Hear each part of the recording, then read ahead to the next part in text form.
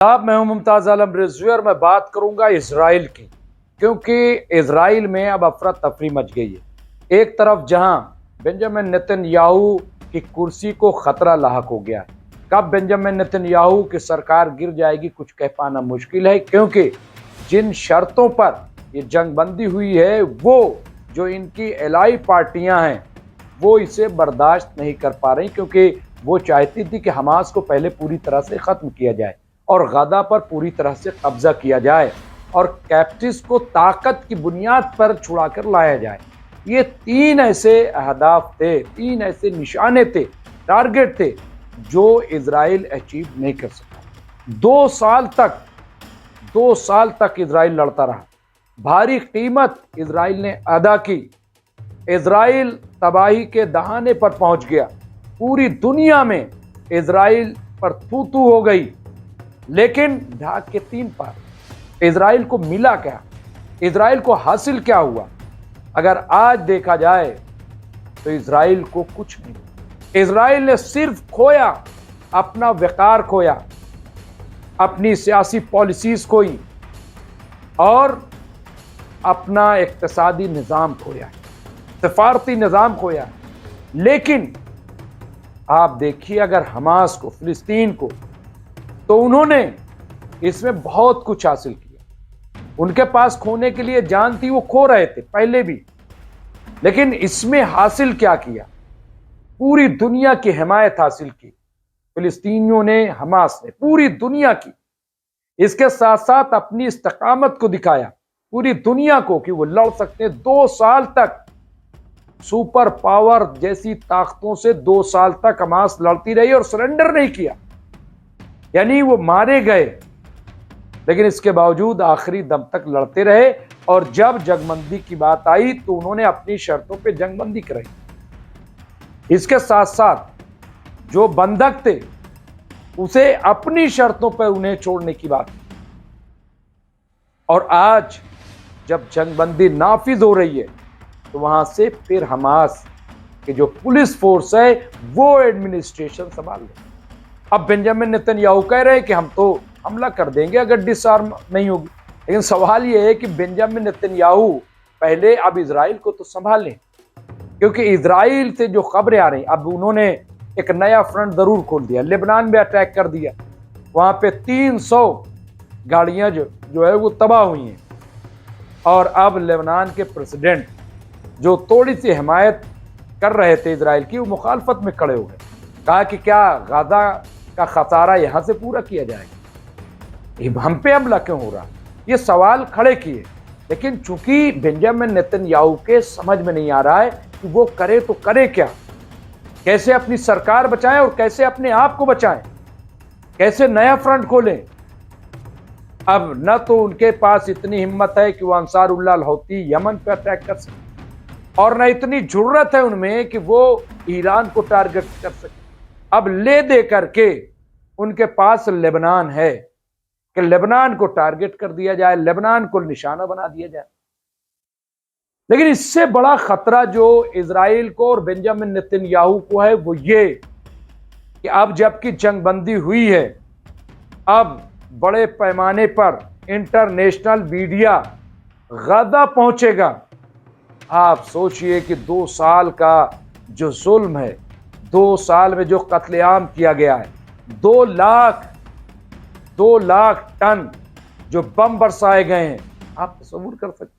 अब जब उनकी फिल्में बनेंगी, अब जब उनके फोटोग्राफ्स आएंगे, अभी जब लोग लौट रहे हैं तो अभी कोई बता रहा है 300 लाशें निकली, कोई बता रहा है 400 लाशें निकली, किस अंदाज की लाशें निकली, अभी ये भी खबर आएगी, आप देखिएगा, क्योंकि ऐसा होता रहा है कि 20 दिन तक कोई बच्चा अंदर था और जिंदा निकल आया, कोई आदमी था वो जिंदा, बहुत सारी स्टोरियां।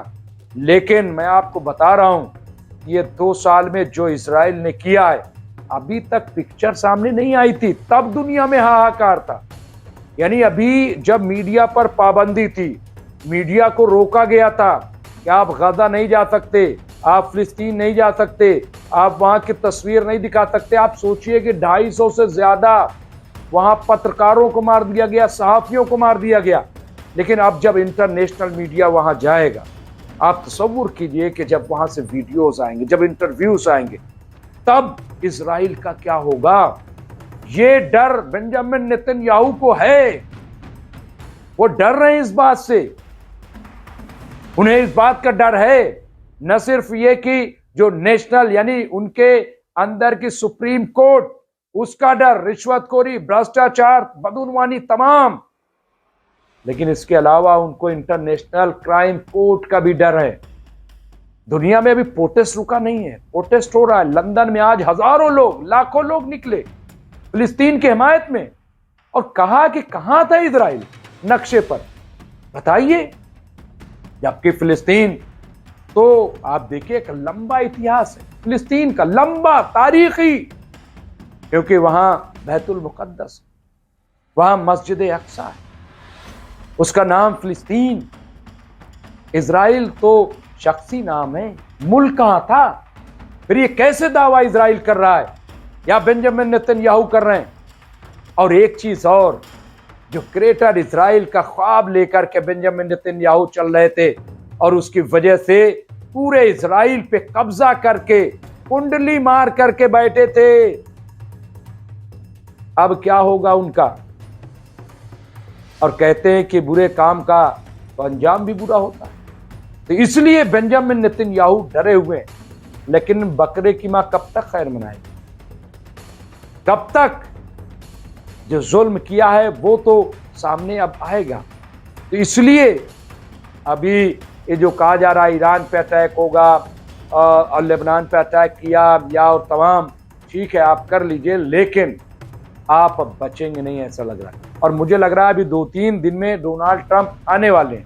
वो शायद इसीलिए आ रहे हैं क्योंकि उनको अंदाजा था डोनाल्ड ट्रंप को कि बहुत मुमकिन है कि तख्ता पलट हो जाए, बहुत मुमकिन है कि मुखालफत हो। और आज तो जिस तरह से धमकी दी है बेंजामिन नेतन्याहू, वो क्या है कि अगर हमास डिसआर्म नहीं होगी तो फिर हमला कर देंगे।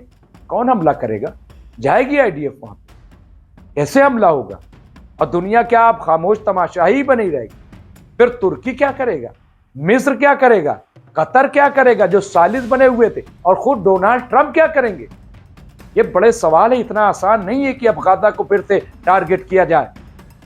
बहरहाल इस वक्त जो सबसे बुरी हालत है, बदतरीन, वो इजराइल के प्राइम मिनिस्टर बेंजामिन नेतन्याहू की है। और वो डरे हुए, और उनको डरना चाहिए, क्योंकि अब इंटरनेशनल मीडिया गाजा जाएगा और जो तस्वीर पेश करेगा उससे दुनिया जानेगी कि इजराइल और इजराइल की सरकार ने क्या किया। जो भी होगा मैं आपको अपडेट करते रहेंगे। देखते रहिए एमएमसी न्यूज़ इंडिया। और आपसे गुजारिश है कि हम कुछ प्रोडक्ट्स आपके लिए टैग करते हैं, उसमें आप वो प्रोडक्ट देख सकते हैं, ऑनलाइन बुक कर सकते हैं। बड़े अच्छे प्रोडक्ट हैं, रिजनेबल उसकी कीमत है और डिस्काउंट भी उसमें काफ़ी अच्छा है।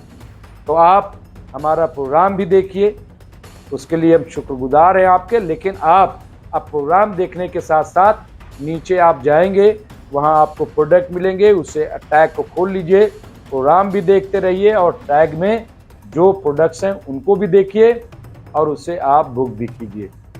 तो आपका 2 फायदा होगा, एक शॉपिंग भी हो जाएगी और दूसरा आप हालात हाज़िरा से वाकिफ भी हो जाएंगे। बहुत बहुत शुक्रिया, देखते रहिए एमएमसी न्यूज़ इंडिया।